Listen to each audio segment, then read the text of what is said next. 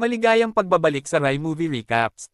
Narito na naman po tayo para sa isa na namang magandang pelikula na pinamagatang Contre-Attack na napalabas noong 2025. Kaya't ano pa ang ating hinihintay? Sit back, enjoy and relax love you. Nagsisimula ang kwento sa pamamagitan ng pagpapakilala sa limang malalapit na kaibigan, Guerrero Combo, Tanko, Toro, at Polo, na magkasamang naglalakbay habang sila ay mukhang nakaka-relax. Nasa realidad sila. Ang mga miyembro ng pinakapiling unit ng espesyal na puwersa ng Mexico sa loob ng sasakyan, nakikibahagi sila sa isang magaan na talakayan tungkol sa tanghalian.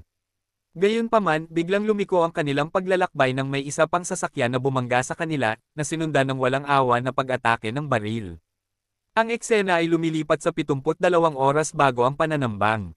Sa isang maliit na kafe, nakita ni Guerrero at ng kanyang kaibigang si Cho ang isang grupo ng mga gangster na nagsasagawa ng kriminal na aktibidad sa harap ng istasyon ng pulisya. Ang mga gangster na ito ay may hawak na hindi maitikaila na kapangyarihan sa lugar, na nangangahas na gumawa ng mga krimen sa sikat ng araw, kahit na sa ilalim ng pagbabantay ng mga tagapagpatupad ng batas. Sa sandaling iyon, sinusubukan nilang dukutin ang isang batang babae na nagngangalang Carla na dumating upang iulat sila sa mga awtoridad. Ang kanyang ina, si Lucia, ay desperadong sinusubukang pigilan sila, ngunit ang dalawang babae ay walang kapangyarihan laban sa malupit na mga kriminal. Hindi makatayo at panoorin si Guerrero, isang batikang opisyal, na pumapasok. Hinarap niya ang ulo ng gangster, na nakipag-away.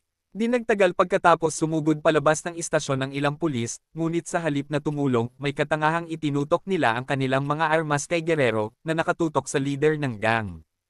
Ang mabubuting intensyon ay kadalasang hindi nauunawaan, na humahantong sa hindi sinasadyang mga kahihinatnan. Upang maiwasan ang anumang karagdagang pagkalito, inihayag ni Guerrero ang kanyang badge, na kinilala ang kanyang sarili bilang isang kapitan sa mga piling puwersa ng Mexico. Sa pagkilala sa kanyang awtoridad, mabilis na inutusan ng isa sa mga opisyal ang kanyang mga nasasakupan na arestuhin ang mga miyembro ng gang. Habang naghahanda si Guerrero na umalis, nilapitan siya nina Lucia at Carla na ibinunyag na pumunta sila sa istasyon upang iulat ang pagkatuklas ng isang mass grave sa malapit. Dahil dito, agad na kumilos ang militar sa pagdeploy ng mga special forces at forensic expert para imbestigahan ang lugar dahil sa tindi ng kaso. Ang pag-asa sa lokal na pulisya na napatunayang hindi mapagkakatiwalaan ay hindi isang opsyon.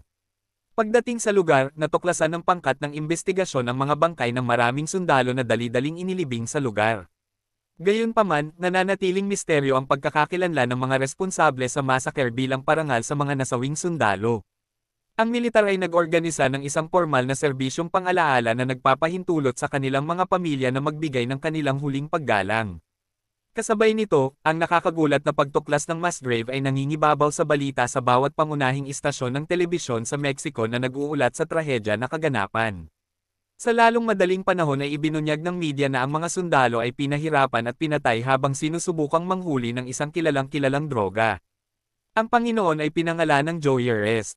Sa kabilang banda, ang kalaban ni Joe ay nasa gitna ng isang pulong, alam ang lumalaking banta na binabalaan niya ang kanyang mga kasama tungkol kay Guerrero. Binibigyang diin na isa siyang elite na sundalo na hindi dapat maliitin. Kasabay nito, naglagay na ng masamang plano ang Joseph na nag-uutos sa kanyang mga tauhan na dukutin si Lucia at Carla pabalik sa base militar. Tinipon ni Guerrero ang kanyang koponan upang istratehiya ang kanilang susunod na hakbang. Sa paghuli sa kalaban ni Joe, ang kanyang pinagkakatiwalaang mga kasamang combo, sina Tanko, Toro at Polo ay nakatayo sa tabi niya, handang isagawa ang misyon. Ayon sa intelligence na kanilang nakalap, ang pangunahing sospek sa likod ng mga pagpatay ay si Lalo, isa sa mga pangunahing tagapagpatupad ng kaaway ni Joe. Ang koponan ay nag-iisip ng isang planong paghuli kay Lalo at ginamit siya bilang pain para ilabas ang kalaban ni Joe at ang kanyang mga tauhan. Kinabukasan, isinagawa ni Guerrero at ng kanyang koponan ang kanilang plano. Hindi nagtagal bago nila matagumpay na nahuli si Lalo habang kumakain siya sa isang restaurant. Samantala, sa isang hindi inaasahang pagkakataon, ang kalaban ni Joe ay nakikipagpulong sa ministro ng depensa ng Mexico nang hindi inaasahan. Ang tiwaling opisyal ay tumatanggap ng suhol mula sa Joseph kapalit ng pagtiyak na hindi siya hahabulin ng militar.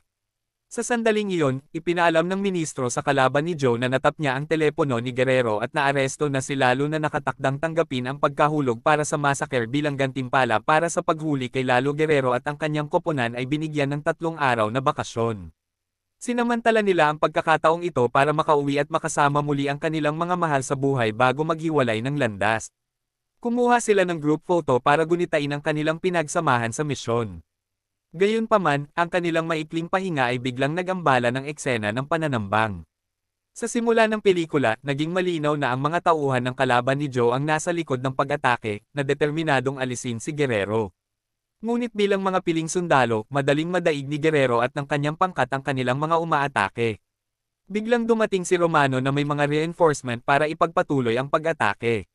Gayunpaman, si Guerrero at ang mga superior na kasanayan sa pakikipaglaban ng kanyang koponan, ay nagbibigay sa kanila ng mataas na kamay, na nagpapahintulot sa kanila na lipulin ang mga puwersa ni Romano na lubhang nasugatan. Binalaan ni Romano si Guerrero na siya at ang kanyang koponan ay hindi makakaligtas dahil ang kalaban ni Joe ay titigil sa wala upang tugisin sila. Sa pagkatalo ni Romano kay Guerrero at nagpa siya ang kanyang koponan na umalis bago dumating ang kalaban ni Joe at ang kanyang mga tauhan habang nasa paglipat. Nakipag-ugnayan si Guerrero sa punong tanggapan ng militar na humihiling ng mga reinforcement at ipinapalam sa kanila na hinahabol sila ng kalaban ni Joe at ng kanyang mga barkada. Di nagtagal pagkatapos nilang iwan ang kalaban ni Joe at ang kanyang mga tauhan ay dumating sa pinangyarihan na natagpuan ang walang buhay na katawan ni Romano, galit at wasak na itinuturing na kapatid si Romano. Ang kalaban ni Joe ay sumumpa, paghihiganti. Inutusan niya ang kanyang mga tauhan na subaybayan si Guerrero na ang lokasyon ay nakompromiso na dahil sa pagtap ng ministro ng depensa sa kanyang telepono. Samantala, nag-navigate si Guerrero at ang kanyang koponan sa isang masukal na kagubatan patungo sa isang security outpost. Sa kasamaang palad, nasubaybayan na ng mga tauhan ng kalaban ni Joe ang kanilang mga galaw, na pinipilit silang makipagbarilan muli. Kahit na nagawa nilang maalis ang mga puwersa ng kaaway, nagtamo ng malubhang pinsala ang Polo at Tanko. Binaril si Polo sa kaliwang balikat habang si Tanko ay nagtamo ng matinding sugat sa kanyang tainga at binti na mabilis kumilos. Ang combo ay nagbibigay ng pangunang luna sa kanilang dalawa sa ibang lugar. Ang isa sa mga tauhan ng kalaban ni Joe ay nakaligtas at nagulat pabalik sa kanya tungkol sa engkwentro. Ang kalaban ni Joe, gayunpaman, ay nananatiling hindi nababahala. Kumpiyansa siya na kahit anong pilit ni Guerrero at ng kanyang koponan na tumakas at magtago, hinding-hindi nila siya malalampasan. Salamat sa pagkakanulo ng ministro ng depensa, palaging malalaman ni Joseph ang kanilang kinaroroonan ng hindi na nagsasayang ng oras. Si Joseph at ang kanyang mga tauhan ay agad na pumunta sa lokasyon kung saan dapat naruroon si Guerrero. Gayunpaman, sa pagdating, si Joseph ay hindi natagpuan ni Guerrero o ang kanyang koponan. Sa halip na tuklasan nila ang telepono ni Guerrero, inilagay sa itaas, ang walang buhay na mga katawan ng 5 kalaban ni Joe, na napagtanto na siya ay nalinlang. Ang kalaban ni Joe ay naikuyom ang kanyang mga kamao sa pagkabigo. Inaasahan ni Guerrero at ng kanyang koponan ang pagmamatsyag at binalingan sila ng mga talahanayan sa ibang lugar. Parehong sugatan sina Polo at Tanko, nagpa siya na magpahinga sandali. Sinuri ng isang combo ang kanilang mga tama ng baril na lumalala ng ilang minuto. Kasabay nito, si Guerrero na kumuha ng telepono ni Romano ay kitang-kitang nabigla nang siya ay natisod sa isang video na nagpapakita na ang ministro ng depensa ay lihim na nakikipagsabuatan sa kalaban ni Joe. Alam na ang kanilang kasalukuyang sitwasyon ay malayo sa paborebleng Guerrero at nagpa siya ang kanyang koponan na bilisan ang kanilang paglalakbay patungo sa poste ng seguridad upang humiling ng mga reinforcement. Sa kanilang paglalakbay, nadatnan nila ang isang bahay na tila nagsisilbing hideout ng mga kriminal. Sa sandaling iyon, iminungkahi ng combo na salakayin nila ang lugar dahil nangangailangan sila ng ligtas na lugar upang makapagpahinga. Lalo na dahil ang Polo at Tanko ay nangangailangan ng agarang medikal na atensyon. Walang pag-aalinlangan, mabilis nilang sinugod ang bahay, na neutralisahin ang mga kriminal sa loob.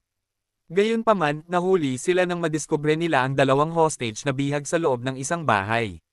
Sa kanilang pagkamangha, ang mga bihag ay walang iba kundi sina Lucia at Carla, isang mag-ina na dati nang dinukot ng kalaban ni Joe. Nang makita ang kanilang nakababahalang kalagayan, mabilis silang tiniyak ni Guerrero at ng kanyang pangkat, na nangangako na ligtas na sila ngayon.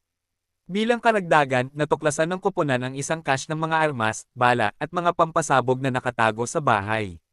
Responsable ngayon para sa kaligtasan ng 2 sibilyan.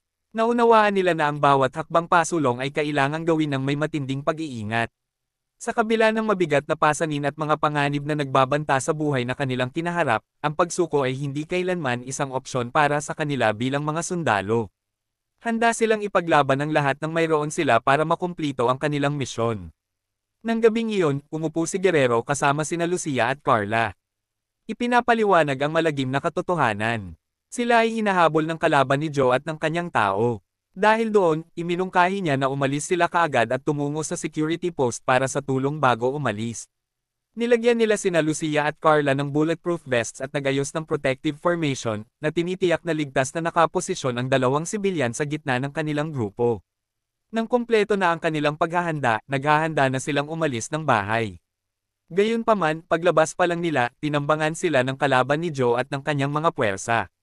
Sa isang biglaan at walang awa na pag-atake, nahihigitin at nalulula, natagpuan ni Guerrero at ng kanyang koponan ang kanilang mga sarili sa isang kakilakilabot na sitwasyon, walang magawa maliban sa magtago sa loob ng bahay at lumaban gamit ang kanilang natitirang mga bala.